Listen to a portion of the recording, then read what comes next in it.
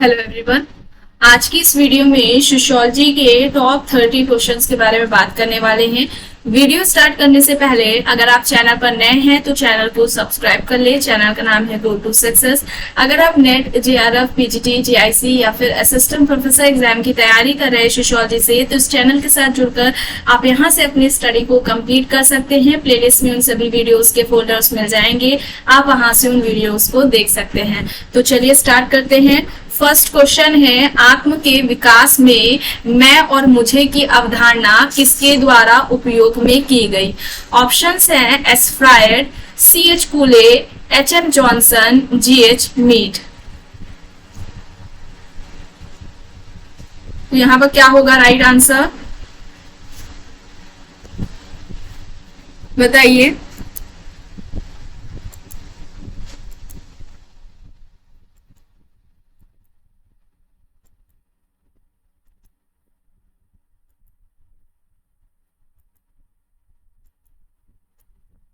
क्या होगा? आत्म के विकास के लिए, विकास में जो आई एंड मी का जो कॉन्सेप्ट है उसका प्रयोग इनमें से किसके द्वारा किया गया है? एस फ्रायड ऑप्शंस में है, सी एच पुले हैं, एच एम जॉनसन है। तो आई एंड मी का कॉन्सेप्ट किसका था? सेल्फ के डेवलपमेंट में जो दिया हुआ था, बताइए किसका था? जॉर्ज हर्बर्ट मीड का। ऑप्शन डी यहाँ पर क्या होगा राइट आंसर हो जाएगा। इनकी जो बुक का नाम है mind, self and society, George Herbert Mead. याद रखिएगा मॉर्गेट मीड नहीं है, एम मीड नहीं दिया गया है, मॉर्गेट मीड नहीं है, जॉर्ज हर्बर्ट मीड है। इनकी बुक का नाम क्या है? Mind, self and society. इस बुक में ही इन्होंने आई एंड मी का जो कॉन्सेप्ट है वो दिया हुआ है। सेल्फ का जो डेवलपमेंट बताते हैं कि जब आई और मी के बीच में जो अंतर क्रिया होती है, उस अंतर क्रिया के परिणाम स्वरूप ही क्या होता है? सेल्फ यानी व्यक्ति के, सेल्फ यानी कि व्यक्ति का जो स्व होता है उसका विकास होता है। इसके अलावा माइंड, सेल्फ एंड सोसाइटी के अलावा इनकी जो बुक है the philosophy of the act, the philosophy of the act, ये एक बुक का नाम है the philosophy of the act.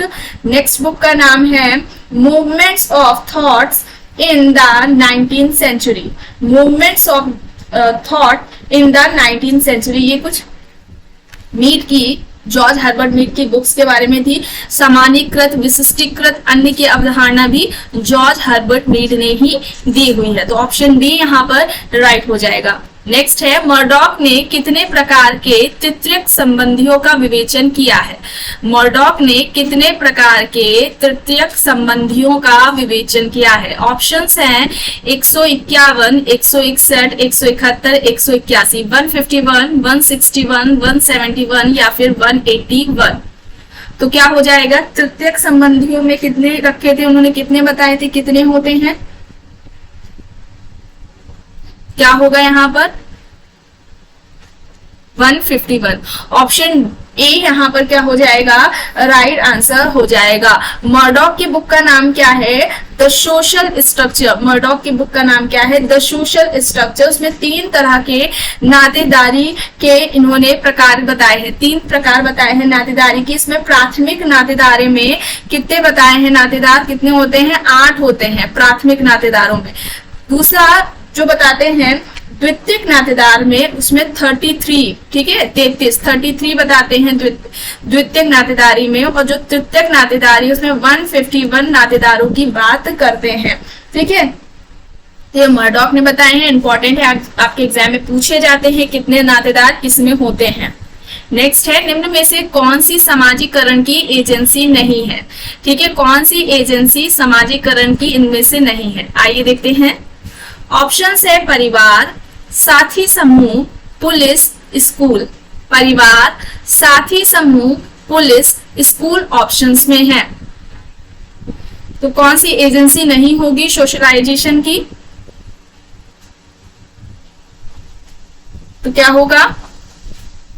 Socialisation कहते किसे है? समाजीकरण। एक व्यक्ति का सामाजिक प्राणी के रूप में जो परिवर्तित होने की जो प्रक्रिया होती है वो ही समाजीकरण कहलाती है। समाजीकरण क्या है? एक सीखना है जो व्यक्ति के जीवन प्रयत्न चलता रहता है। ठीक है। इसके और जो साधन समाजीकरण की या अभिकरण के बारे में बात की जाए तो परिवार, साथी समूह, स्कूल, नागरिक समूह, शिक्षक संस्थाएं, आर्थिक संस्थाएं, राजनीतिक धार्मिक संस्थाएं, ये हो सकते हैं। अभी वर्तमान समय में दो और संस्थाएं हैं या दो अन्य साधन हैं जो कि समाजीकरण के लिए महत्वपूर्ण है। एक है जनसंचार, मास मीडिया जिसे हम कहते हैं वो, एंड सेकंड जो वर्क प्लेस होता है, कार्यस्थल, ये भी समाजीकरण के दो इंपॉर्टेंट साधन है वर्तमान समय में। यहाँ पर पुलिस नहीं है, ठीक है। ऑप्शन सी यहाँ पर राइट आंसर हो जाएगा, समाजीकरण की एजेंसी पुलिस नहीं है। नेक्स्ट है, निम्न में से कौन सा एक संस्था के सही अर्थ को बताता है? आइए देखते हैं। ऑप्शन ए है एक स्थान जहां अनेक व्यक्ति कार्य करते हैं। ऑप्शन बी है कार्यालय परिसर जहां अनेक महत्वपूर्ण कार्य होते हैं। ऑप्शन सी है एक संगठन जो महत्वपूर्ण कार्यों में संलग्न है। एंड ऑप्शन डी अंतर संबंधित लोकाचारों और रूढ़ियों का योग। तो क्या हो जाएगा यहाँ पर?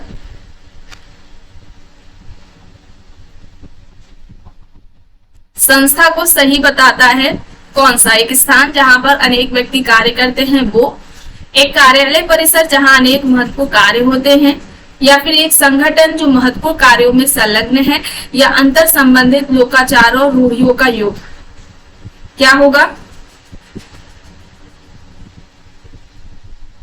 अंतर संबंधित लोकाचारों और रूढ़ियों का योग। अभी इससे पहले वाली वीडियो में आपको बताया था कि संस्था का विकास कैसे होता है। 4 फेज समनर की बुक का नाम था, ठीक है, जिसमें उन्होंने बताया था कि व्यक्ति अपनी नीड्स, अपनी आवश्यकताओं को पूरा करने के लिए कई तरीके के प्रयास करता है। उन कई सारे किए गए प्रयासों में से एक प्रयास बेहतर होता है, जिसे समाज के अन्य सदस्य भी उसी प्रयास के जरिए अपने नीड्स को पूरा करते हैं। और जब यही प्रयास जो समाज के अन्य लोगों द्वारा अपनाया जाने लगता है, इसको ही जनरीति कहते हैं। और जब यही जनरीति पीढ़ी दर पीढ़ी चलने लगती है तो ये प्रथा का रूप ले लेती है, प्रथा कहलाती है। और जब ये प्रथा समाज के लिए बहुत ही लाभदायक माननी जाने लगे, समाज के सदस्यों के लिए बाध्यकारी हो जाए इसे मानना, इसे करना, तो ये रूढ़ी का रूप ले लेती है। अब जब चूंकि ये जो रूढ़ी है, ये जो समाज के सदस्यों की आवश्यकताओं को पूरा करती है, लाभदायक है समाज के लिए, तो इसकी सुरक्षा बनी रहे और ये निरंतर आगे भी जारी रहे, इसके लिए समाज कुछ नियमों कानूनों की व्यवस्था करता है, नियम निर्माण करता है। और यही क्या कहलाता है? संस्था कहलाता है, ठीक है। तो ये बताया था समनर ने कि संस्थाओं का विकास कैसे हुआ। संस्था की जो अवधारणा है वो समनर ने दी थी। 2 तरह की संस्था की बात की थी, क्रिएटिव इंस्टीट्यूशन यानी कि स्वजन्मित संस्था जिसमें मानव का कोई भी योगदान नहीं है, ये संस्थाएं खुद निर्मित हुई हैं अपने आप, स्वजन्मित। इसमें एग्जाम्पल वो फैमिली एंड मैरिज की बात करते हैं, परिवार और विवाह का उदाहरण देते हैं। दूसरा इनएक्ट इंस्टीट्यूशंस है, मानवीय जो प्रयास है, मानवीय प्रक्रियाओं द्वारा, मानवीय गतिविधियों के द्वारा जिनका निर्माण हुआ है। जैसे कि मार्केट रख लीजिए आप, कॉलेज रख लीजिए, विश्वविद्यालय रख लीजिए, हॉस्पिटल रख लीजिए, सारे एग्जाम्पल्स इनएक्ट इंस्टीट्यूशंस में आ जाएंगे। तो अंतर संबंधित लोकाचारों रूढ़ियों का योग ही संस्था कहलाएगा। ऑप्शन डी यहाँ पर राइट हो जाएगा। नेक्स्ट है, निम्न में से कौन सा समिति का लक्षण नहीं है? आइए देखते हैं। लोगों का एकत्रीकरण, निश्चित उद्देश्यों का होना, वैकल्पिक सदस्यता, स्थायित्व। तो समिति का लक्षण नहीं है ये पूछा जा रहा है। लोगों का एकत्रीकरण, निश्चित उद्देश्यों का होना, वैकल्पिक सदस्यता, स्थायित्व। तो क्या हो जाएगा? कौन सा एक लक्षण नहीं है?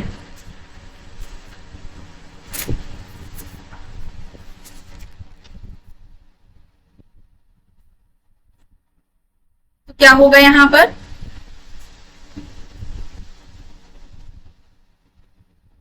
स्थायित्व नहीं होगा, ठीक है। लोगों का एकत्रीकरण, 2 या 2 से अधिक लोग होते हैं, निश्चित उद्देश्य होते हैं, वैकल्पिक सदस्यता होती है, सोच विचार करके इसकी स्थापना होती है, ठीक है। ऐच्छिक सदस्यता होती है, मूर्त स्वरूप होता है। ये सारे जो लक्षण या विशेषताएं हैं वो समिति की है, ठीक है। नेक्स्ट है, धर्म को पवित्र और अपवित्र के बीच अंतर के आधार पर किसने परिभाषित किया है? ऑप्शंस है Malinowski, C Levi Strauss, A R. Radcliffe Brown, Emile Durkheim. धर्म को पवित्र और अपवित्र के बीच अंतर के आधार पर किसने परिभाषित किया है? Malinowski, Levi Strauss, Radcliffe Brown, Durkheim options में है। पवित्र और अपवित्र के बीच अंतर के आधार पर किसने परिभाषित किया है धर्म को? तो यहाँ पर दुर्खीम हो जाएगा। ऑप्शन डी यहाँ पर क्या हो जाएगा, राइट आंसर हो जाएगा। इनकी बुक का नाम क्या है? The elementary forms of religious life. The elementary forms of religious life ये इनकी बुक का नाम है, जिसमें कि दुर्खीम ने जो धर्म का समाजशास्त्रीय सिद्धांत है वो दिया हुआ है। और दुर्खीम टाइलर का जो उन्होंने धर्म की उत्पत्ति के बारे में आत्मावाद का सिद्धांत दिया, जैसे कि मैक्स मूलर ने प्रकृतिवाद की बात की, मेरिट ने जीव सत्तावाद की बात की, इन सभी को गलत मानना दुर्खीम ने, और फिर उन्होंने धर्म का जो समाजशास्त्रीय सिद्धांत है वो दिया। तो आप एग्जाम में इस तरीके से पूछा जा सकता है, दुर्खीम ने किन सिद्धांतों का खंडन करते हुए अपना धर्म का सामाजिक सिद्धांत दिया हुआ है? तो याद रखिएगा, टाइलर का जो आत्मावाद है, मैक्स मूलर का प्रकृतिवाद है, मेरिट का जो जीव सत्तावाद का है, इन सभी को गलत माना, इनके विरोध में इनको अनुचित माना, और फिर अपना जो धर्म का समाजशास्त्रीय सिद्धांत है वो दिया। धर्म का जो उन्होंने प्रारंभिक स्वरूप बताया था वो क्या बताया था? टोटेमवाद को बताया था। ऑस्ट्रेलिया की अरुंटा जनजाति पर इन्होंने अध्ययन किया हुआ था, ठीक है। इसके अलावा सामूहिक प्रतिनिधान की बात की थी, सावयवी एकता, यांत्रिक एकता की भी बात की है, सोशल फैक्ट, सामाजिक तथ्य, उसकी अवधारणा दी है। आत्महत्या के 4 प्रकार बताए हैं इन्होंने, श्रम का विभाजन बताया है, ठीक है। सारे कॉन्सेप्ट्स दुर्खीम ने बताए हैं। ऑप्शन डी यहाँ पर राइट आंसर हो जाएगा। नेक्स्ट है, भारतीय जनजातियां पिछड़े हिंदू हैं, यह विचार किसने दिया है? भारतीय जनजातियां पिछड़े हिंदू है, ये विचार किसने दिया है? ऑप्शन है GS Ghurye, YB Damle, AR Desai, NK Bose. GS Ghurye, YB Damle, AR Desai, NK Bose options में है। भारतीय जनजातियां पिछड़े हिंदू है, ये किसका कहना है? GS Ghurye, YB Damle, AR Desai, NK Bose options में है। तो भारतीय जनजातियों को पिछड़े हिंदू जीएस घुरिये ने बताया था, जीएस घुरिये ने, ठीक है। ऑप्शन ए यहाँ पर क्या होगा, राइट आंसर हो जाएगा। जो जनजातियां थी, इनकी जो समस्याएं थी, समस्याओं को दूर करने के लिए कई सारी नीतियां आई थी, उनमें से जीएस घुरिये की भी थी एक नीति। इनकी जो नीति का नाम है वो क्या था? आत्मसातकरण की नीति। क्या नाम था? आत्मसातकरण की नीति। और इनका पूरा नाम अगर जीएस घुरिये की बात की जाए, गोविंद सदाशिव घुरिये है। याद रखिएगा, गोविंद सदाशिव घुरिये है। कभी कभी नाम पूछ लिया जाता है, जैसे कि एनके बोस का नाम पूछा गया था, आपके नेट के एग्जाम में पूछा जा चुका है। इनका निर्मल कुमार बोस, एनके बोस का पूरा नाम है। इनकी घुरिये की कुछ बुक्स देख लेते हैं इंपॉर्टेंट, जैसे कि पहली है caste and race in India, caste and race in India, ये जीएस घुरिये की इंपॉर्टेंट है। नेक्स्ट जो बुक का नाम है culture and society, culture and society, संस्कृति और समाज, ये जीएस घुरिये की बुक का नाम हो जाएगा। कास्ट, क्लास एंड ऑक्यूपेशन, ठीक है, कास्ट, क्लास एंड ऑक्यूपेशन, इस बुक में उन्होंने जो कास्ट सिस्टम है उसके बारे में बात की थी, जो जाति की उन्होंने विशेषताएं दी है वो इस बुक में ही दी है, कास्ट, क्लास एंड ऑक्यूपेशन में। नेक्स्ट बुक का नाम है द शेड्यूल्ड ट्राइब, क्या नाम है? द शेड्यूल्ड ट्राइब, ये इनकी बुक है। नेक्स्ट है the Indian sadhus, the Indian sadhus, ये इनकी बुक हो जाएगी। नेक्स्ट बुक है family and kin in Indo European culture, family and kin in Indo European culture, ये हो जाएगी जीएस घुरिये की कुछ इंपॉर्टेंट बुक्स, ठीक है। तो ऑप्शन ए यहाँ पर राइट है। नेक्स्ट है विचलन का अनुकरण सिद्धांत किसने प्रतिपादित किया है? विचलन का अनुकरण सिद्धांत, ऑप्शन है बेकर, जी टॉड, दुर्खीम, कोहेन। बेकर, जी टॉड, दुर्खीम, कोहेन ऑप्शंस में है। विचलन का अनुकरण सिद्धांत, तो क्या होगा? विचलन का अनुकरण सिद्धांत किसने दिया हुआ है?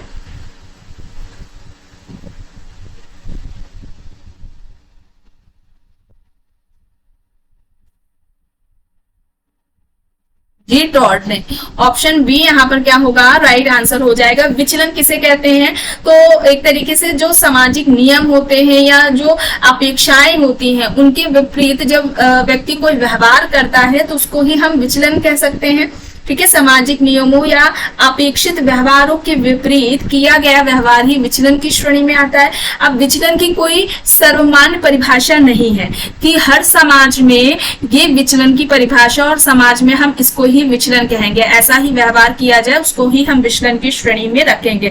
तो कोई सर्वमान्य इसकी परिभाषा नहीं है। एक समाज में से दूसरे समाज में ये जो डिफिनेशन है, परिभाषा है, वो बदल जाती है। ठीक है, समाज ये समय सापेक्षिक अवधारणा है ये भी। ठीक है, समय सापेक्षिक है, कोई सर्वमान्य परिभाषा नहीं है। किसी समाज में विचलन व्यवहार अलग है, किसी समाज में अलग है। ठीक है, और समय सापेक्षिक अवधारणा है मतलब कि कोई व्यवहार विचलन की श्रेणी में कभी किसी समय पर आ रहा है तो किसी समय पर वो विचलन की श्रेणी में नहीं भी हो सकता है। ठीक है, तो ये याद रखिएगा, सामाजिक नियमों अपेक्षाओं के विपरीत जो व्यवहार किया जाता है व्यक्ति के द्वारा वो विचलन की श्रेणी में आता है, और विचलन का जो अनुकरण का सिद्धांत है वो टॉर्ट ने दिया हुआ है। तो ऑप्शन बी यहाँ पर राइट होगा। नेक्स्ट है, एक स्वतंत्र विषय के रूप में समाजशास्त्र की स्थापना वर्ष है 1830, 1838, 1967, 1938। स्वतंत्र विषय के रूप में समाजशास्त्र की स्थापना वर्ष है 1830, 1830, 1838, 1838, 1967 या फिर 1938। क्या हो जाएगा? इंपॉर्टेंट है, आपके एग्जाम में काफी बार पूछा जा चुका है। 1838 ऑप्शन बी यहां पर क्या होगा? राइट आंसर हो जाएगा। समाजशास्त्र के जनक कौन है? अगस्त कॉम्ट है। ठीक है, अगस्त कॉम्ट है। और समाज शास्त्र से पहले उन्होंने सामाजिक भौतिक शास्त्र नाम दिया था। सामाजिक भौतिकी भी कई बार होता है ना, सामाजिक सोशल फिजिक्स जिसे बोलते हैं, इस शब्द का यूज किया था। फिर उसके बाद सोशियोलॉजी नाम इन्होंने दिया था। प्रत्यक्षवाद के जनक है। ठीक है, प्रत्यक्षवाद के जनक कौन है? अगस्त कॉम्ट है। और इन्होंने विज्ञानों का वर्गीकरण दिया है। ठीक है, विज्ञानों का वर्गीकरण दिया है। पहले नंबर पर किसको रखते हैं? मैथ्स को रखते हैं। पहले नंबर पर मैथ्स को रखते हैं, गणित शास्त्र। दूसरे नंबर पर ये एस्ट्रोनॉमी की बात करते हैं, एस्ट्रोनॉमी जिसको खगोल शास्त्र बोला जाता है। थर्ड नंबर पर ये फिजिक्स की बात करते हैं। फोर्थ नंबर पर ये केमिस्ट्री को रखते हैं। ठीक है, फिफ्थ नंबर पर बायोलॉजी को रखते हैं। सिक्स्थ नंबर पर सोशियोलॉजी को रखते हैं। ठीक है, पहले इन्होंने मैथ्स यानी कि गणित की बात की। दूसरे नंबर पर एस्ट्रोनॉमी यानी कि खगोल शास्त्र की बात की। थर्ड नंबर पर फिजिक्स यानी भौतिक शास्त्र की। फोर्थ नंबर पर केमिस्ट्री यानी कि रसायन शास्त्र की बात की है। फिफ्थ नंबर पर बायोलॉजी जीव विज्ञान की बात की है। लास्ट में सिक्स्थ नंबर सोशियोलॉजी यानी कि समाज शास्त्र की बात की है अगस्त कॉम्ट ने। ठीक है, प्रत्यक्षवाद के जनक भी है, इनका नाम याद रखिएगा। तो ऑप्शन बी यहाँ पर क्या होगा? राइट होगा। नेक्स्ट है, किस विद्वान ने कहा है कि समाज शास्त्र संबंधों के विषय में है? समाज शास्त्र संबंधों के विषय में है, ये किसका कहना है? ऑप्शंस है सीमेल, ऑकबर्न, सोरोकिन, मैकेवेल एंड पेज। ये समाज शास्त्र संबंधों का अध्ययन करता है, किसका कहना है? तो यहाँ पर क्या होगा right answer? MacIver and Page. Option D यहाँ पर क्या होगा? राइट आंसर हो जाएगा। नेक्स्ट है, सामाजिक संरचना एवं सामाजिक संस्थाओं के अध्ययन में सामाजिक डार्विनवाद की अवधारणा का प्रयोग किस सामाजिक दार्शनिक ने किया है? सामाजिक रचना एवं सामाजिक संस्थाओं के अध्ययन में सामाजिक डार्विनवाद की अवधारणा का प्रयोग किस सामाजिक दार्शनिक ने किया है? ऑप्शंस है पेरेटो, कॉम्ट यानी Auguste Comte, Durkheim and Spencer. तो क्या होगा? सामाजिक डार्विनवाद किसे कहा जाता है? कई बार बताया गया है, Spencer, Herbert Spencer. Option D यहाँ पर क्या होगा? राइट आंसर हो जाएगा। समाज का सरलता से जटिलता की ओर विकास हुआ है, ये इनका कहना है। ठीक है, सामाजिक डार्विनवादी ये कहलाते हैं। और इनकी जो कुछ इंपॉर्टेंट बुक्स हैं जैसे कि प्रिंसिपल्स ऑफ बायोलॉजी है, नेक्स्ट है इनकी जो बुक है प्रिंसिपल्स ऑफ साइकोलॉजी है, प्रिंसिपल्स ऑफ एथिक्स इनकी बुक का नाम है, सोशल स्टैटिक्स इनकी बुक का नाम है, एक है फर्स्ट प्रिंसिपल इनकी बुक का नाम है। और दो तरह के समाज की बात की थी, सैनिक समाज और औद्योगिक समाज, ये भी एग्जाम में पूछा जाता है। तो सभी इंपॉर्टेंस आपको फैक्ट्स बताए जा रहे हैं, इन सभी के नोट्स बना लीजिएगा। ऑप्शन डी यहाँ पर राइट होगा। नेक्स्ट है भूमिका का वर्गीकरण संबंधात्मक और गैर संबंधात्मक भूमिकाओं में किसने किया है। ठीक है, भूमिकाओं का जो क्लासिफिकेशन है दो तरह से, एक संबंधात्मक भूमिका और गैर संबंधात्मक भूमिकाओं में किसने किया है। ऑप्शंस हैं SF Nadel, Ralph Linton, G.A. Lundberg, Eliot and Merrill. Nadel, Linton, Lundberg, Eliot and Merrill options में है।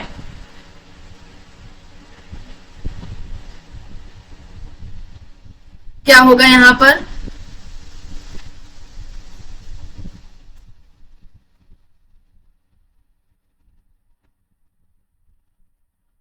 संबंधात्मक गैर संबंधात्मक भूमिकाओं का जो वर्गीकरण वो किसने किया है, नाडेल ने किया है। ऑप्शन ए यहाँ पर क्या होगा, राइट आंसर हो जाएगा। भूमिका जोड़ की भी अवधारणा नाडेल की ही है। अब यहाँ पर संबंधात्मक भूमिका जो पूरक भूमिकाओं से संबंधित है, संबंधात्मक भूमिका मतलब पूरक भूमिकाएं, यानी कि जैसे कि पति और पत्नी, किसी व्यक्ति मान लीजिए जो पति है उसकी भूमिका तभी पूरी होगी, व्यक्ति की पति की भूमिका तभी पूरी होगी जब उसकी पत्नी होगी। ठीक है, तो ये संबंधात्मक भूमिका मतलब पूरक भूमिकाओं से संबंधित है। और गैर संबंधात्मक भूमिका जैसे कि आप टीचर और स्टूडेंट का रख लेंगे, टीचर तभी है, टीचर का रोल तभी होगा जब स्टूडेंट्स होंगे। ठीक है, तो ये भी आप एग्जाम्पल रखकर समझ सकते हैं। दूसरा जो गैर संबंधात्मक भूमिका है, ये स्वतंत्र भूमिकाएं होती हैं, जैसे कि फकीर, साधु, कवि, ये स्वतंत्र भूमिकाएं होती हैं, उसमें गैर संबंधात्मक भूमिकाओं में उन्होंने रखा है नाडेल ने। ठीक है, तो ऑप्शन ए यहाँ पर राइट होगा। नेक्स्ट है ऑकबर्न ने अपने सामाजिक परिवर्तन के सिद्धांत में किन पदों का प्रयोग नहीं किया है। ऑप्शन है भौतिक संस्कृति, प्रति संस्कृति, चेतनात्मक संस्कृति और विचारात्मक संस्कृति। सामाजिक परिवर्तन का सिद्धांत दिया है ऑकबर्न ने, उसमें किन पदों का प्रयोग नहीं किया है। जितने भी चैनल से नए लोग जुड़े हुए हैं वो सभी प्लेलिस्ट में जाकर फोल्डर से वहां पर जो भी सोशियोलॉजी से रिलेटेड वीडियोस हैं उन सभी को देख लीजिएगा। कॉन्सेप्ट सारे क्लियर कराए गए हैं, प्लस उनसे रिलेटेड जितने भी एमसीक्यूज बनते हैं उनको भी सॉल्व कराया गया है। सोशल चेंज से भी रिलेटेड आपको एक फोल्डर वहां मिल जाएगा जिसमें कि टॉयनबी का जो सोशल चेंज का थियोरी है, सामाजिक परिवर्तन का, टॉयनबी का सामाजिक परिवर्तन का जो स्पैंगलर का सिद्धांत है, ऑकबर्न ने जो दिया हुआ है, सोरोकिन ने जो सिद्धांत दिया है, पैरेटो का जो अभिजात वर्ग का परिभ्रमण सिद्धांत है सामाजिक परिवर्तन का, उन सभी को वहां पर एक्सप्लेन किया गया है। प्लस इसके अलावा जो सोशल चेंज से रिलेटेड इंपॉर्टेंट एमसीक्यूज बनते हैं वो सभी वहां पर कराए गए हैं। जितने भी एमसीक्यूज आपके एग्जाम, चाहे वो जेआरएफ का हो, असिस्टेंट प्रोफेसर हो, पीजीटी, जीआईसी हो, ठीक है, जीडीसी, जिसमें भी पूछे जा चुके हैं उन सभी को उन वीडियोस में कराया गया है। तो आप वहां से देख सकते हैं, देख लेंगे तो आपका एक भी क्वेश्चन मिस नहीं होगा। तो यहाँ पर क्या होगा राइट आंसर, किनका प्रयोग नहीं किया गया है ये पूछा जा रहा है। तो क्या होगा यहाँ पर ऑप्शन सी, भौतिक संस्कृति का प्रयोग किया है, अभौतिक संस्कृति का प्रयोग किया है और अनुकूलन संस्कृति।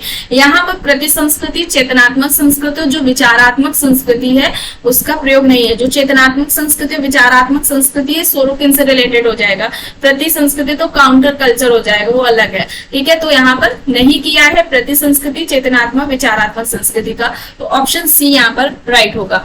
नेक्स्ट क्वेश्चन है समूहों को ऐच्छिक और गैर ऐच्छिक रूपों में विभाजित किया है। ऑप्शन है Ward, Sorokin, Merton, Kingsley Davis. समूहों को ऐच्छिक समूह और गैर ऐच्छिक रूपों में या समूहों में किसने विभाजित किया है। Ward, Sorokin, Merton, Kingsley Davis options में है। तो यहाँ पर क्या होगा, क्या होगा यहाँ पर वॉर्ड। ऑप्शन ए यहाँ पर क्या होगा राइट आंसर हो जाएगा, वॉर्ड हो जाएगा। इसके अलावा सेडर्स, यहाँ पर ऐच्छिक समूह और गैर ऐच्छिक समूह या अनैच्छिक समूह ऐसे भी पूछ सकते हैं, ठीक है। ऐच्छिक समूह और गैर अनैच्छिक, गैर ऐच्छिक या अनैच्छिक समूह, तो ये बोर्ड का है।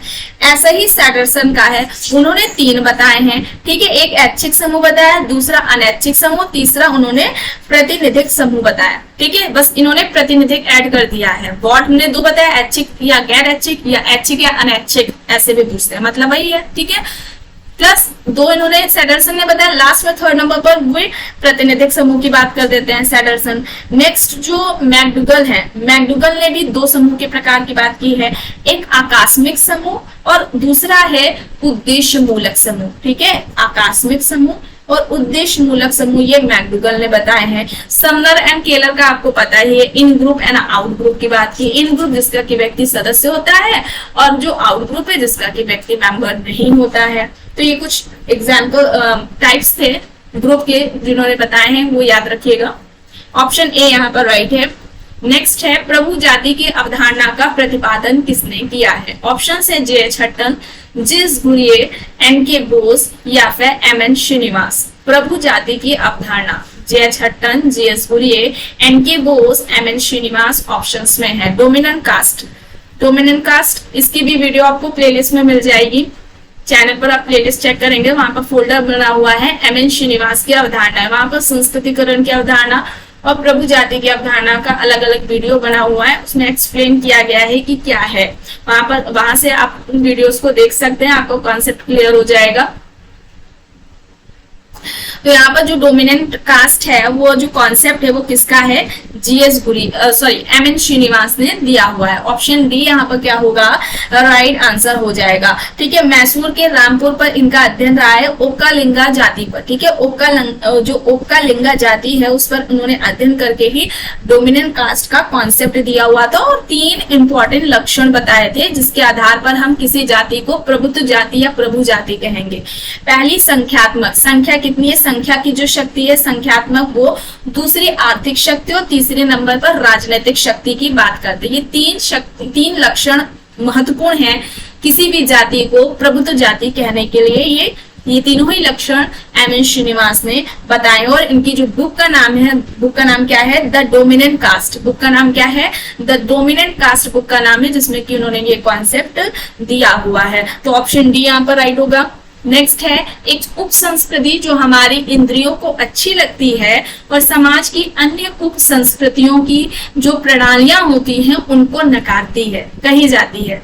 अब यहाँ पर देखिए स्टेटमेंट ऐसे करके पूछते हैं, ठीक है। ये आपके नेट के एग्जाम में बहुत इस तरीके से पूछा जाता है, स्टेटमेंट ये देखकर।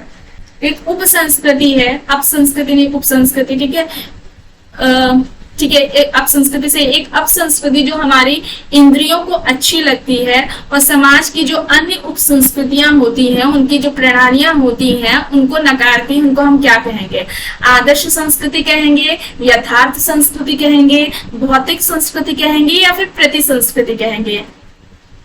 तो ये आपको एक फोल्डर मिलेगा, status role and a culture, status role and a culture, यानी कि परिस्थिति, भूमिका और संस्कृति, इस नाम से आपको एक फोल्डर मिल जाएगा।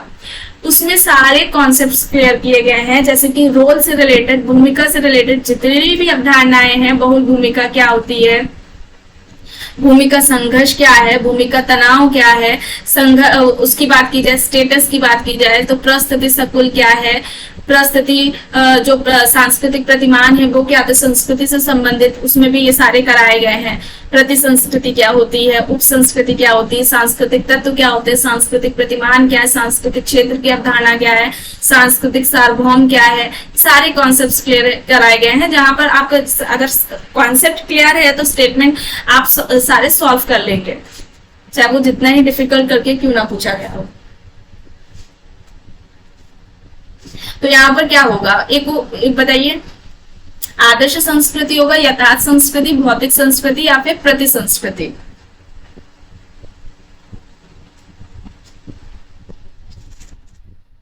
प्रति संस्कृति, ऑप्शन डी यहाँ पर राइट आंसर हो जाएगा। प्रति संस्कृति को काउंटर या फिर कॉन्ट्रा कल्चर बोलते हैं, ये याद रखिएगा। काउंटर या फिर कॉन्ट्रा कल्चर बोला जाता है। ठीक है, अब इनके जो व्यवहार, जो प्रति संस्कृति, इनके जो व्यवहार या प्रतिमान होते हैं, ये मुख्य संस्कृति के मुख्य संस्कृति के क्या होते हैं, बिल्कुल ही विपरीत होते हैं, विरोधी होते हैं। अब इसमें प्रति संस्कृति के उदाहरण के तौर पर आप गैंग समूह जो होता है, फकीर होता है, अघोरी लोगों का जो ग्रुप होता है, उसको आप रख सकते हैं। ऑप्शन डी यहाँ पर राइट होगा। नेक्स्ट है संदर्भ व्यक्ति की अवधारणा किसने दी है? संदर्भ व्यक्ति, अब ये कॉन्सेप्ट किसका है? ऑप्शन है Hyman, Merton, Newcomb, Bottomore. Hyman, Merton, Newcomb, Bottomore options में है। संदर्भ व्यक्ति की बात हो रही है यहाँ पर, संदर्भ समूह की बात नहीं हो रही है। तो ये कॉन्सेप्ट किसका हो जाएगा?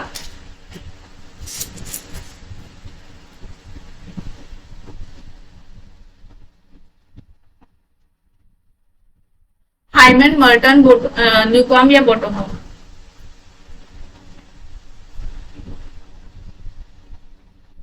तो ये मर्टन की अवधारणा है। ऑप्शन बी यहाँ पर राइट आंसर हो जाएगा। और संदर्भ समूह की जो सबसे पहले कॉन्सेप्ट का यूज जो दिया है वो किसने दिया है, कमेंट में बताइएगा। ठीक है, संदर्भ समूह का जो समाजशास्त्रीय अवधारणा है वो भी किसने दी है? मर्टन ने दी है। समाजशास्त्रीय अवधारणा शब्द का प्रयोग किया जा रहा है, ऐसे भी पूछते हैं। समाजशास्त्रीय अवधारणा, संदर्भ समूह की समाजशास्त्रीय अवधारणा किसने दी है? तो मर्टन ने दी है। ऑप्शन बी यहाँ पर राइट होगा। नेक्स्ट है भारत की भूमिज जनजाति का अध्ययन किसने किया है? भारत की जो भूमिज जनजाति है उस पर वर्क किसने किया है, अध्ययन किसका है? ऑप्शंस हैं SC. Roy, SC. Dube, Surajit Sinha, Verrier Elwin. SC. Roy, SC. Dube, Surajit Sinha, Verrier Elwin options में है। भारत की भूमिज जनजाति का अध्ययन किसने किया है, ये पूछा जा रहा है। तो क्या हो जाएगा?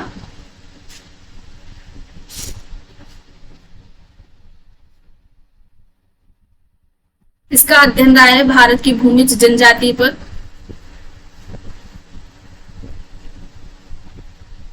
बताइए।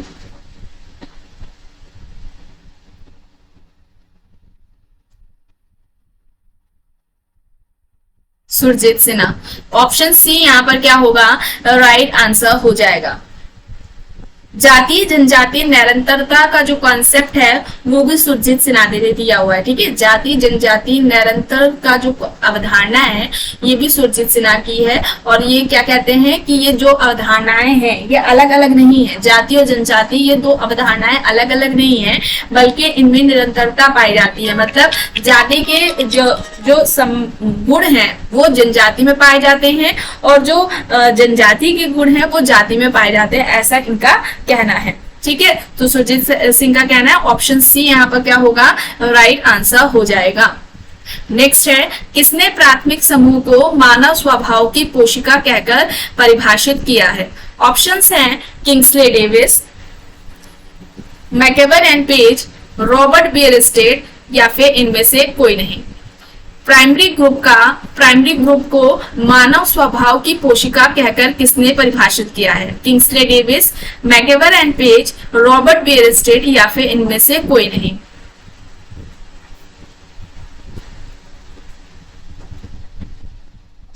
बताइए क्या हो जाएगा? इनमें से कोई नहीं। ठीक है, प्राथमिक समूह को मानव स्वभाव की पोशिका किसने कहा था? कूले ने, C.H. कूले ने कहा था। ऑप्शन डी यहाँ पर क्या होगा? इनमें से कोई नहीं, कूले ने कहा था। सोशल ऑर्गेनाइजेशन 1909 में इनकी बुक आती है, सोशल ऑर्गेनाइजेशन, जिसमें कि इन्होंने सबसे पहले प्राथमिक समूह की अवधारणा दी थी। और प्राथमिक समूह के जो 3 उदाहरण बताए थे, ठीक है, वो कौन कौन से थे? परिवार को रखा, पड़ोस को रखा और जो फ्रेंड ग्रुप है उसको बताया प्राथमिक समूह का उदाहरण इन्होंने। ठीक है, तो ऑप्शन डी यहाँ पर राइट आंसर हो जाएगा। किसने कहा है? C.H. कूले ने कहा है। नेक्स्ट है परिवार विषयक अध्ययनों में भूमिका मूल भाव की अवधारणा का प्रयोग किसने किया है? परिवार विषयक अध्ययनों में भूमिका मूल भाव की अवधारणा का प्रयोग किसने किया है? ऑप्शंस हैं William Goode, KM. Kapadia, I.P. Desai, S.P. Nagendra. William Goode, KM. Kapadia, I.P. Desai, S.P. Nagendra options में है। तो क्या हो जाएगा? भूमिका मोल भाव की अवधारणा किसकी है?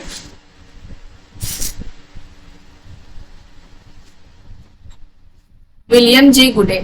ऑप्शन ए यहाँ पर क्या होगा, राइट आंसर हो जाएगा। परिवार के अध्ययन के लिए भूमिका सौदेबाजी, या जिसे भूमिका मोल भाव कहते हैं, ठीक है, दोनों एक ही है, भूमिका सौदेबाजी या बोले या भूमिका मोल भाव, ये कॉन्सेप्ट दिया है। इनकी जो बुक का नाम है world revolution and the family, book का नाम क्या है, world revolution and the family book का नाम है। और ये जो गुडे हैं वो पार्सन्स का समर्थन करते हुए कहते हैं कि औद्योगिकीकरण ने विस्तृत परिवार और जो वृहद नातेदारी समूह है उसको क्या पहुंचाया है, हानि पहुंचाई है। ठीक है, ये गुडे ने पार्सन्स का समर्थन करते हुए कहा था, और इन्होंने पारिवारिक संरचना और औद्योगिकीकरण के बीच में जो संबंध है उनका अध्ययन किया हुआ है इन्होंने। ठीक है, तो भूमिका मोल भाव या भूमिका सौदेबाजी का जो कॉन्सेप्ट है वो गुडे ने दिया है। ऑप्शन ए यहाँ पर राइट है। नेक्स्ट है, यह किसका कहना है कि सामाजिक संरचना का अनुभाविक वास्तविकता से कोई लेना देना नहीं है? ऑप्शन है Levi Strauss, Raymond Firth, Radcliffe Brown, Parsons. Levi Strauss, Raymond Firth, Radcliffe Brown, Parsons options में है। सामाजिक संरचना का अनुभाविक वास्तविकता से कोई लेना देना नहीं है, ये किसका कहना है?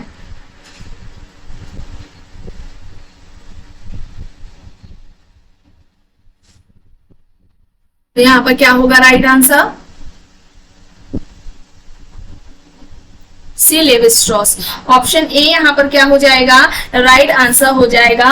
मिथ की अवधारणा इन्होंने दी है लेवी स्ट्रॉस ने। इनकी जो बुक्स हैं जैसे कि the elementary structure of kinship है, बुक का पहली नाम क्या बताया गया आपको, the elementary structure of kinship. Next book का नाम है स्ट्रक्चरल एंथ्रोपोलॉजी, स्ट्रक्चरल एंथ्रोपोलॉजी। और इसके अलावा टोटिज्म करके एक बुक है, ये भी लेवी स्ट्रॉस की ही है। और संरचना का अनुभाविक वास्तविकता से कोई लेना देना नहीं है। संरचना, सामाजिक संरचना को मानसिक प्रत्यय बताते हैं या मानसिक अवधारणा बताते हैं, मस्तिष्क में बैठी हुई ऐसे करके स्टेटमेंट देते हैं, तो ये लेवी स्ट्रॉस का है। ठीक है, तो ऑप्शन ए यहाँ पर राइट होगा। नेक्स्ट है, स्कूल को दमनकारी संस्था किसने माना? जो स्कूल है इसको दमनकारी संस्था इनमें से किसने माना है?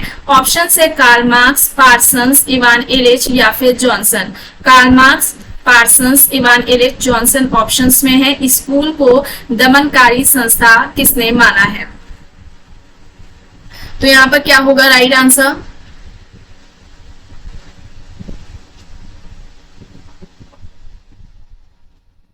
Ivan Illich. ऑप्शन सी यहाँ पर क्या होगा, राइट आंसर होगा। नेक्स्ट है, वस्तु विनिमय प्रणाली एक विनिमय प्रणाली है जिसके रूप होते हैं सेवा के बदले सेवा, सेवा के बदले वस्तु, वस्तु के बदले वस्तु या फिर उपयुक्त सभी। क्या हो जाएगा? वस्तु विनिमय प्रणाली एक विनिमय प्रणाली है जिसके रूप है सेवा के बदले सेवा, सेवा के बदले वस्तु, वस्तु के बदले वस्तु या फिर उपयुक्त सभी।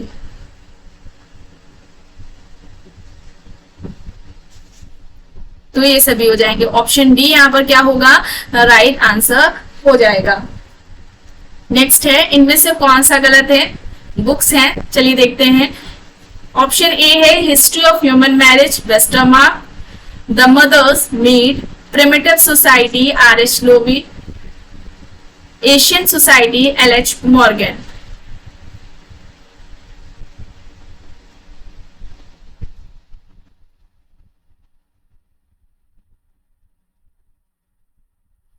तो यहाँ पर द मदर्स डिफॉल्ट की है। ठीक है, ऑप्शन बी यहाँ पर क्या होगा, राइट आंसर हो जाएगा। नेक्स्ट है, समाजशास्त्र का अतीत बहुत लंबा है किंतु इसका इतिहास संक्षिप्त है, यह किसका कहना है? समाजशास्त्र का अतीत बहुत लंबा है किंतु इसका इतिहास संक्षिप्त है, यह कहना किसका है? ये आपके एग्जाम में पूछा जा चुका है। ऑप्शन है Kingsley Davis, Robert Bierstedt, amyl Durkheim, मैकेबरन page. Kingsley Davis, Robert Bierstedt, Durkheim, मैकेबरन page options में है। समाजशास्त्र का अतीत बहुत लंबा है किंतु इसका इतिहास संक्षिप्त है, ये किसका कहना है? इंपॉर्टेंट है क्वेश्चन।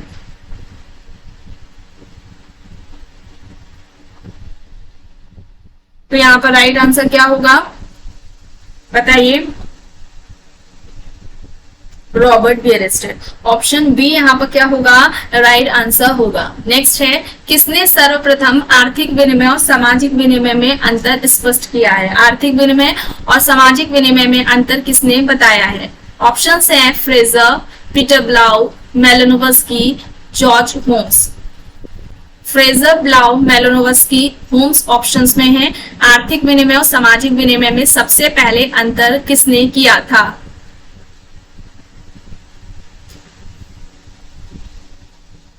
तो क्या होगा यहाँ पर, मेलानोव्स्की। ऑप्शन सी यहाँ पर क्या होगा, राइट आंसर हो जाएगा।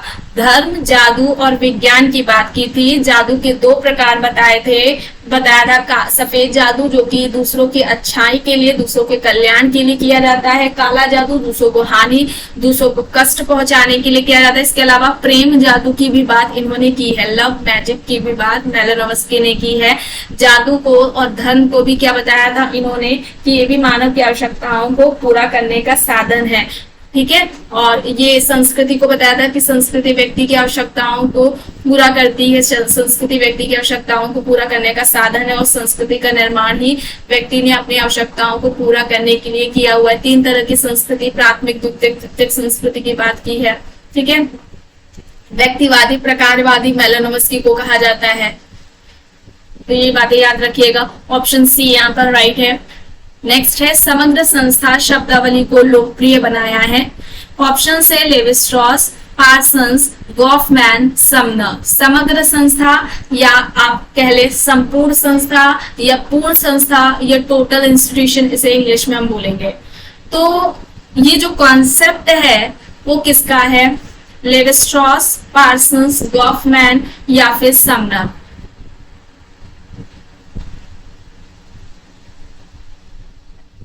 क्या होगा?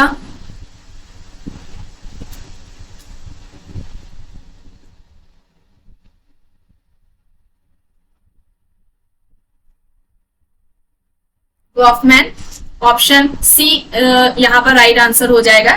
ठीक है, ऑप्शन सी यहाँ पर राइट आंसर हो जाएगा। गॉफमैन का है टोटल इंस्टीट्यूशन, एक ग्रुप जिसे सोसाइटी से, समाज से अलग रखा जाता है, एक समूह जिसे समाज से अलग रखा जाता है, और उन सभी समूह के सदस्यों की जो आवश्यकताएं हैं, उन सभी सदस्यों की आवश्यकताओं की जो पूर्ति है वो एक संस्था के द्वारा होती है। जैसे उनके सोने की व्यवस्था, खाने की व्यवस्था, उनका रहन सहन कैसा होगा, और भी जो उनके कार्य हैं दूसरे, उन सभी की व्यवस्था एक संस्था के द्वारा पूरा किया जाता है।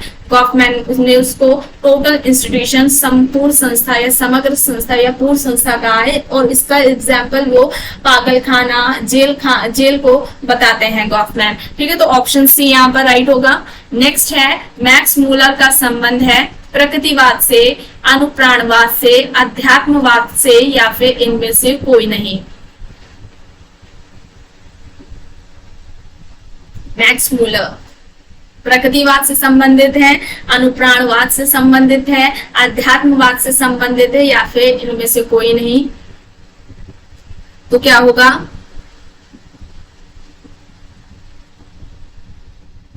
प्रकृतिवाद। ऑप्शन ए यहाँ पर राइट आंसर हो जाएगा। धन की उत्पत्ति का प्रकृतिवाद सिद्धांत दिया हुआ है मूलर ने, मैक्स मूलर ने, तो ऑप्शन ए यहाँ पर राइट है। नेक्स्ट है, किसने कहा है कि परिवार धीरे धीरे समाप्ति की ओर जा रहा है?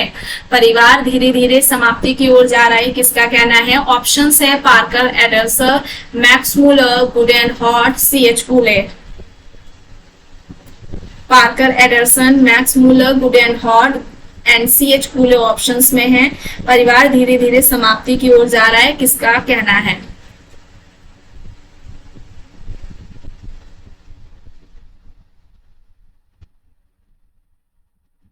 क्या होगा यहाँ पर?